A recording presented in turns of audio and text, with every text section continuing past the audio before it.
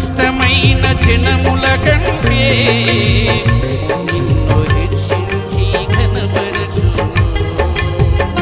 నీవు నివసించు దినములన్నీయు నీకు క్షేమంబును ఇచ్చును. సమస్తమైన జనముల కంటే నిన్ను హెచ్చించి ఘనపరచును.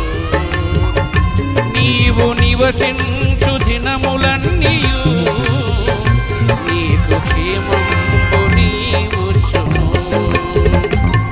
నీ దేవుడైన యెహోవా మాట నీవు శ్రద్ధగా వినిన ఎడల